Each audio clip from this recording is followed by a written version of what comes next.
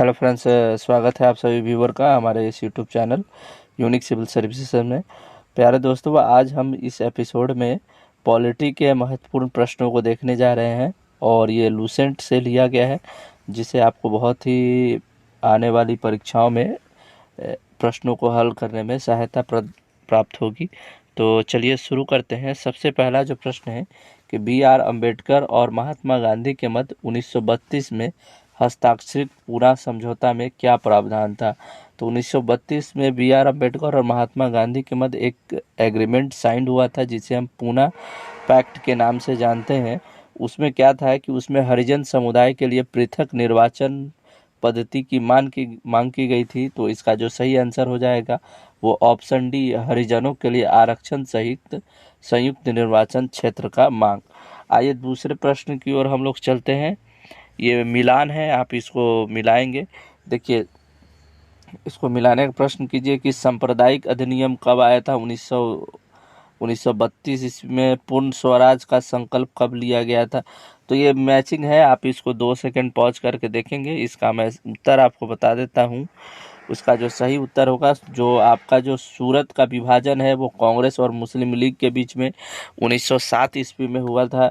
उसके बाद जो सांप्रदायिक अधिनियम है वो कब आया था, तो ये अभी अभी जस्ट हमने देखा है 1932 ईस्वी में आया था ये सांप्रदायिक आधार पे जो निर्वाचन पद्धति की मांग। उसके बाद सर्वदलीय समेसन ये 1928 ईस्वी में हुआ था और पूर्ण स्वराज की संकल्पना जवाहरलाल नेहरू द्वारा 1929 ईस्वी में की गई थी। तो इस तरीके से इसका जो आंसर हो जाएगा वो ऑप्शन बी हो जाएगा।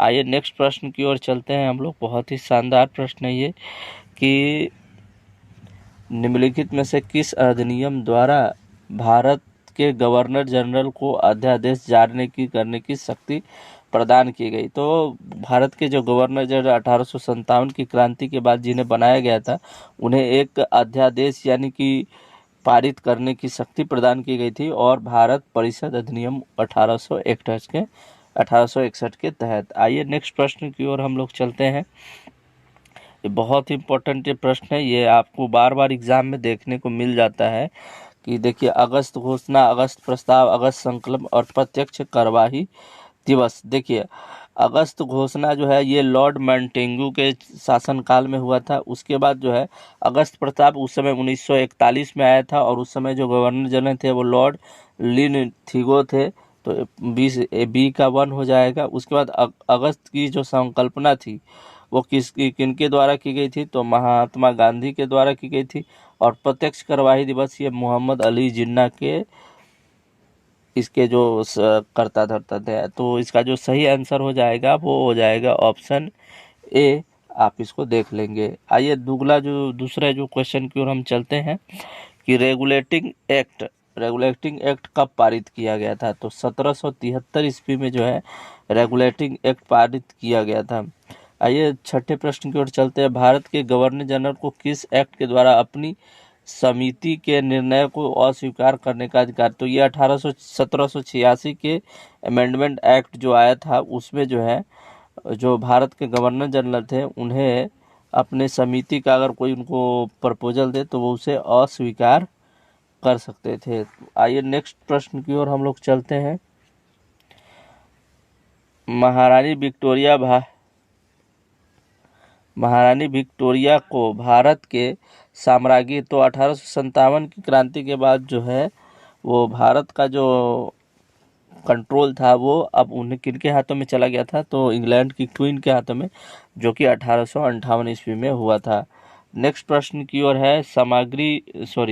विक्टोरिया ने 1858 की घोषणा में भारतीयों को बहुत सी चीजें दिए जाने का आश्वासन दिया था। निम्न आश्वासन में कौन सा आश्वासन ब्रिटिश सरकार ने पूरा किया था। तो 8वें प्रश्न का जो आंसर है, चलिए उसे देखते हैं हम लोग।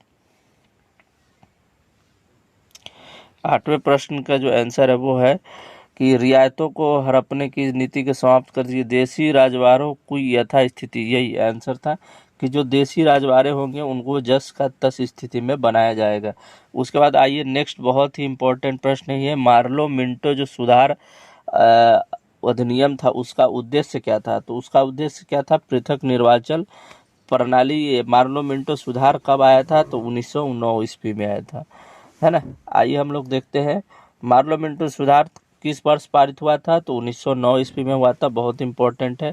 पार्लियामेंटों में क्या पृथक निर्वाचन पद्धति की बात की गई थी और कब आया था ये 1909 ईस्वी में। आइए अगले प्रश्न की ओर हम लोग चलते हैं। मुसलमानों के लिए अतिरिक्त निर्वाचक मंडल प्रारंभ करने की, ये तो पार्लियामेंट सुधार में ही किया गया था 1909 ईस्वी में। आइए नेक्स्ट प्रश्न, 1909 ईस्वी में इंडिया काउंसिल एक्ट में किस बात की व्यवस्था है, तो सांप्रदायिक प्रतिनिधित्व, मतलब मुस्लिमों के लिए अलग प्रतिनिधित्व हो और हिंदुओं के लिए अलग प्रतिनिधित्व की बात की गई थी, है ना। आइए नेक्स्ट प्रश्न की ओर चलते हैं। मॉन्टेग्यू चेम्सफोर्ड सुधार, मॉन्टेग्यू चेम्सफोर्ड सुधार के प्रावधानों क्या था, तो प्रावधानों का सार क्या था, तो प्रांतों में दोहरा शासन।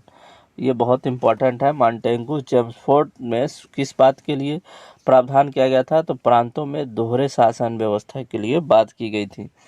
आइए नेक्स्ट हम लोग प्रश्न की ओर चलते हैं। 1946 के कैबिनेट मिशन में 3 मंत्रियों से गठित था, निम्नलिखित में से कौन से इसके सदस्य नहीं थे। बहुत इंपॉर्टेंट प्रश्न है ये, 2-3 बार यूपीएससी में आ चुका है, बीपीएससी में बहुत बार आ चुका है ना। बीपीएससी में हाल ही में 65वीं में ये आया था या 64वीं में, जिस तरीके से देखेंगे। तो जब कैबिनेट मिशन 1946 आया था तो उसमें Lord Pethick Lawrence, Sir Stewart Cripps थे और एबी अलेक्जेंडर थे, जबकि लॉर्ड एमरी जो है उसके सदस्य नहीं थे। तो आप ये तीनों नाम जरूर याद रखिएगा, Lord Pethick Lawrence, AB Alexander और सर स्टेवर्ट क्रिप्स। ये उस समय जो 1946 में कैबिनेट मिशन भारत आया था उसके जो सदस्य थे। कैबिनेट मिशन योजना, ये भी बहुत अच्छा प्रश्न है। कैबिनेट मिशन योजना में क्या शामिल नहीं था, मतलब कि तो प्रांत का समूहीकरण की सभी प्रांतों को एक साथ जोड़ना यह शामिल था। भारतीय सदस्यों वाले अंतरिम मंत्रिमंडल के किस जो सदस्य थे उनको बनाना था।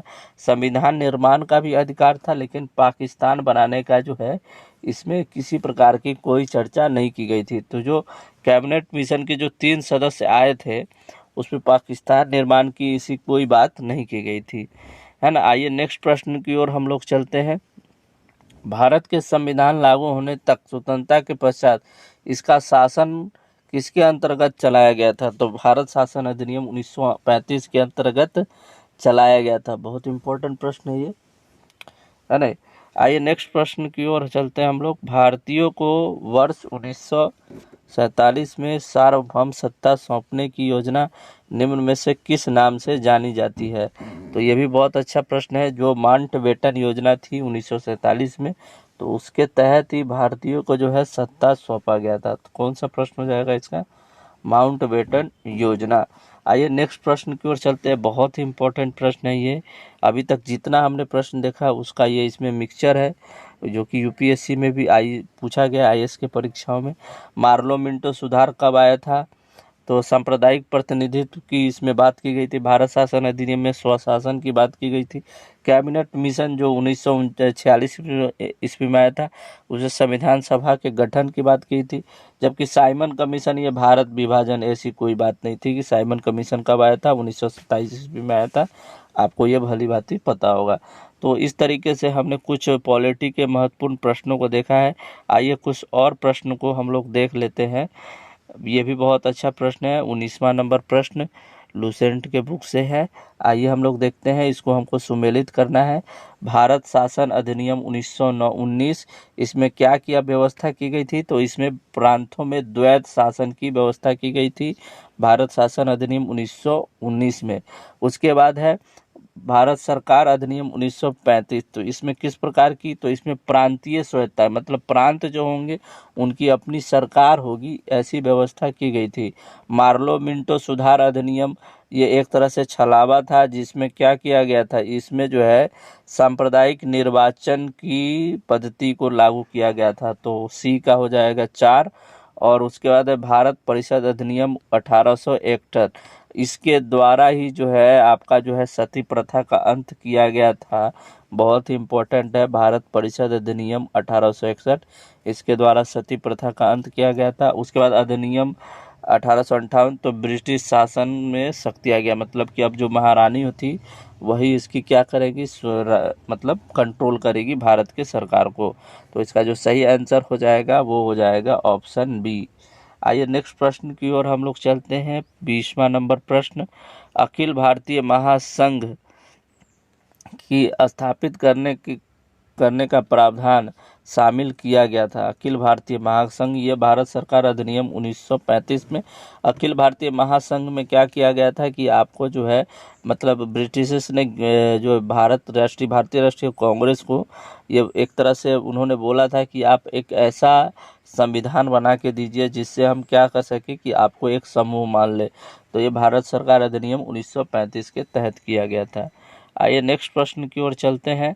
निम्नलिखित में से किस अधिनियम के द्वारा केंद्र में द्वैध शासन प्रणाली की व्यवस्था की गई थी? तो भारत शासन अधिनियम इस समय क्या किया, प्रांतों का द्वैध प्रणाली को समाप्त करके केंद्र में द्वैध शासन प्रणाली स्थापित की गई थी।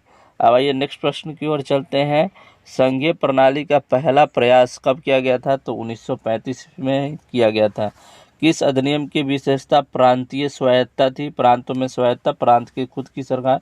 तो 1935। ये सभी प्रश्न बहुत इंपॉर्टेंट है, ये आपके एग्जाम में पूछ सकते हैं आपसे। उसके बाद देखिए नेक्स्ट प्रश्न है, भारत के सचिव पद किसके द्वारा? तो भारत सरकार अधिनियम 1858 के द्वारा भारत के सचिव पद का निर्माण किया गया था। अगर ये इस प्रकार हमने पॉलिटी के जो है महत्वपूर्ण प्रश्नों को देखा है, और आप इसको 1-2 बार और वीडियो को देखेंगे तो आप सारे प्रश्न को आसानी से हल कर सकते हैं। अगर हमारा वीडियो आपको पसंद आए तो आप इसे ज़रूर लाइक और शेयर करें। धन्यवाद।